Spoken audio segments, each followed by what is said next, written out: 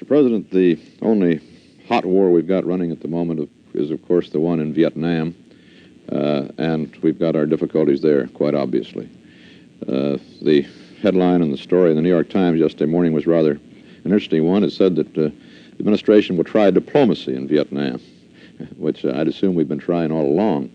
What can we do in this situation, which seems to parallel other famous debacles of dealing with unpopular governments in the past? Well, in the first place, we ought to realize that Vietnam has been at war for 25 years, and the Japanese, years. I remember a good many people who said 2 years ago that it wouldn't last 6 months. A good many newspapers said that. A good many local correspondents said it. Well, the war is still going. In many ways, it's gone better. That doesn't mean, however, that the events of the last 2 months aren't very ominous. I don't think that unless a greater effort is made by the government to win popular support, that the war can be won out there. In the final analysis, it's their war. They're the ones who have to win it or lose it. We can help them. We can give them equipment. We can send our men out there as advisors, but they have to win it, the people of Vietnam, against the communists. We're prepared to continue to assist them. But I don't think that the war can be won unless the people support the effort. And in my opinion, in the last 2 months, the government has gotten out of touch with the people. The repressions against the Buddhists, we felt, were very unwise. Now, all we can do is to make it very clear that we don't think this is the way to win. It's my hope that this will become increasingly obvious to the government, that they will take steps to try to bring back popular support for this very essential struggle. But these people who say that we ought to withdraw from Vietnam are wholly wrong, because if we withdrew from Vietnam, the communists would control Vietnam.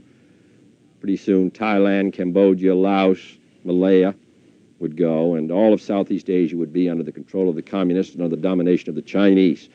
And then India, Burma would be the next target.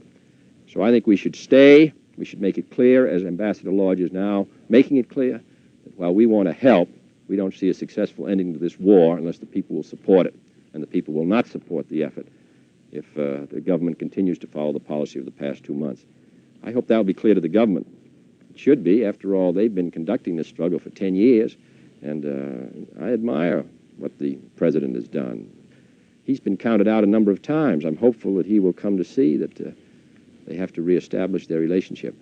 But we ought to remember that they're the ones who are dying by the thousands, and they're the ones who have to win this war, or they're the ones who will lose it. We can't do either. We can assist them to win it, and we can warn them against losing it.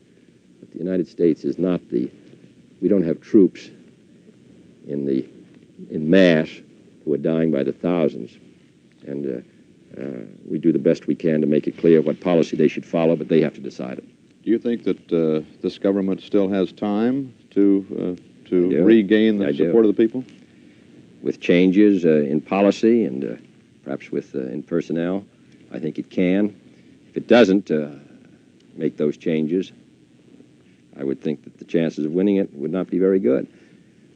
Well, hasn't every indication from Saigon been that President Diem has no intention of changing his pattern? If he doesn't change it, of course, that's his decision. He's been there 10 years, and as I say, he has carried this burden when he's been counted out on a number of occasions. Our best judgment is that he can't be successful on this basis. We hope that he comes to see that. But in the final analysis, it's the people and the government themselves who have to win or lose this struggle. All we can do is help, and we're making it very clear. But I don't agree with those who say we should withdraw. That'd be a great mistake. That'd be a great mistake. I know people don't like Americans to be engaged in this kind of an effort. 47 Americans have been killed in combat with the enemy. But this is a very important struggle, even though it's far away. We took all this, made this effort to defend Europe. Now Europe is quite secure. We also have to participate, we might not like it, in the defense of Asia. We're in a very desperate struggle against the communist system. And I don't want Asia to pass into the control of the Chinese. I would think that would threaten the security, not right today, but in the 1970s, the late 60s, that would substantially increase our problem, increase the danger to India, which is 500 million people. And if that were joined with the rest of the communist bloc, they'd be that much nearer to us.